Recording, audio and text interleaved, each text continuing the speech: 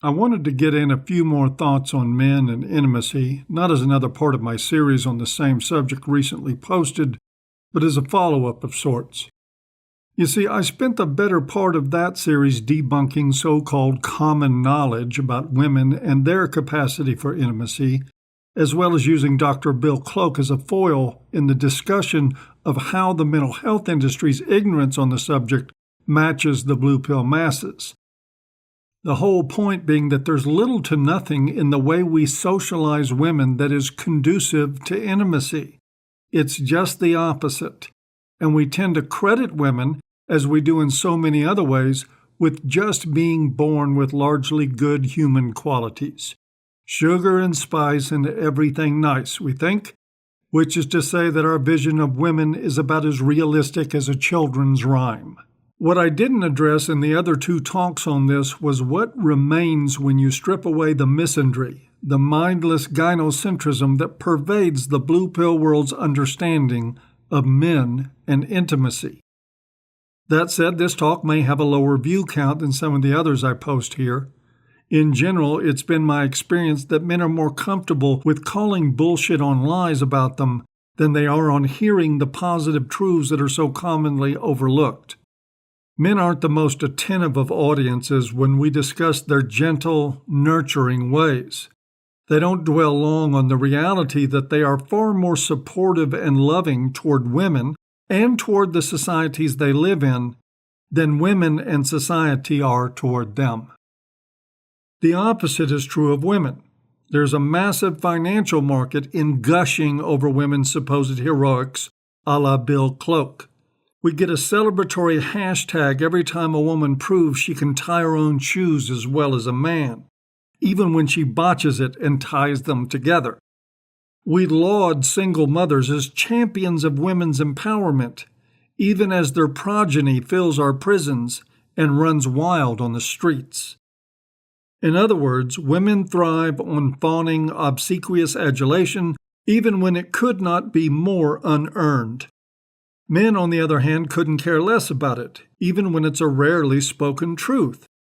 So if anyone tells me this is one of my more boring talks, I won't be offended. I'll take it as proof of my point. Just the same, I have some things here that need to be said given the mission of this channel. Now, to men and intimacy, one of the most misunderstood aspects of their lives. I can think of no better immediate example of that than the men's meetings I host every Wednesday and Saturday through my Patreon. It really has been a magical thing to behold, and while I can't and won't go into any specific details that are discussed there, I can tell you that the groups are powerfully intimate. A group of men, each in his own environment, connected by technology, created in very short order an atmosphere where most feel free to talk about anything. Discussions emerge on everything from family of origin to sex to the frustrations of living red pill lives in a blue pill world.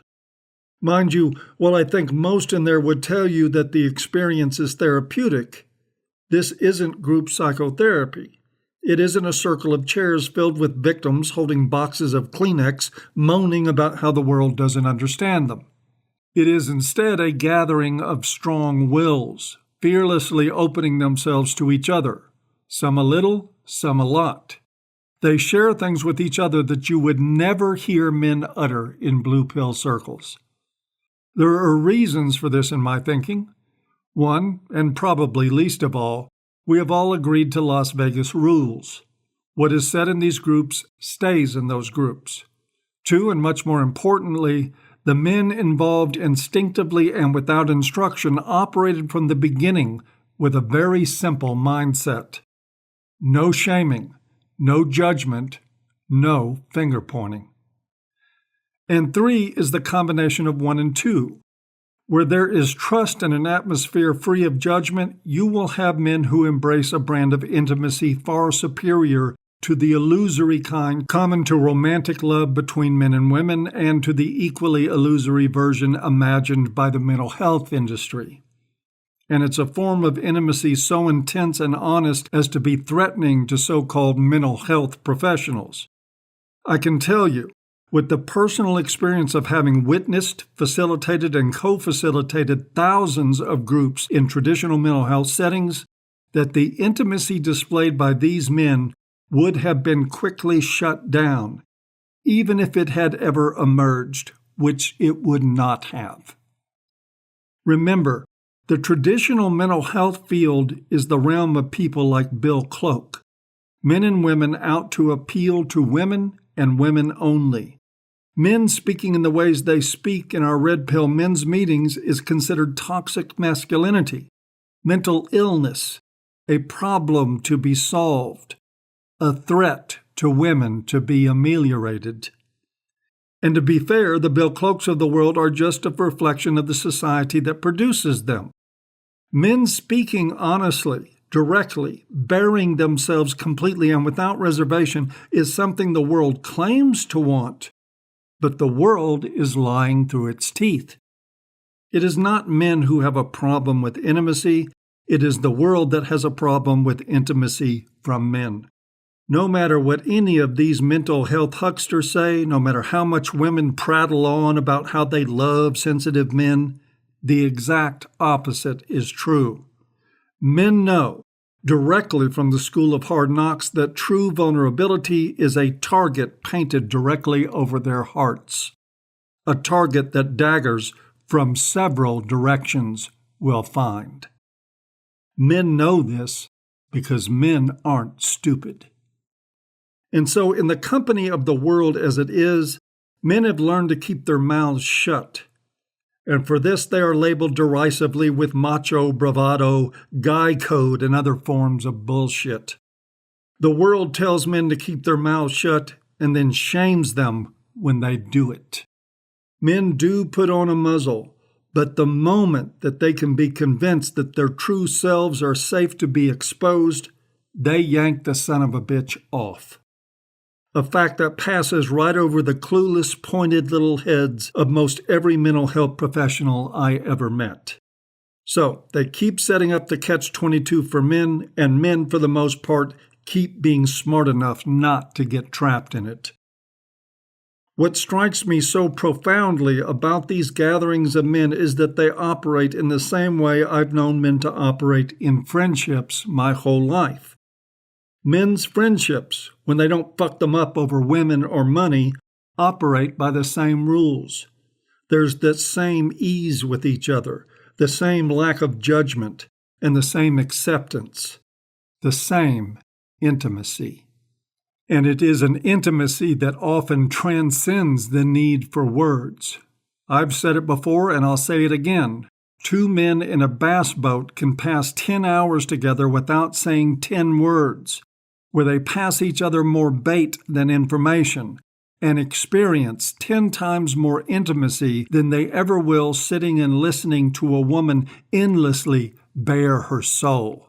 And yes, I put that last part in scare quotes. So here's the rub, guys. I seldom give direct advice to men about anything, the reason being a firm belief that advice is the cheapest thing in the world to give, especially when you don't have to live with the results of taking it. But I do feel safe to advise any man to reject this whole godforsaken blue pill notion about men having problems with intimacy. Among the multitude of lies that abound about men, it is one of the most egregious and one of the most off-target. Men, when not subjected to the standardized shame we heap on them, don't have problems with intimacy. They are the world's best examples of how it's done. They're the gold standard, the very best. Anyone who doesn't know that is one of 2 things. A woman, imagine that, or a man who has bought so many lies that he would not know the truth if it bit him in the ass. Come to think of it, that's the entire blue pill world. One more reason you can be glad you're no longer part of it. And that is it for this talk, guys. As always, I hope you've enjoyed, even if you haven't, and we'll see you next time.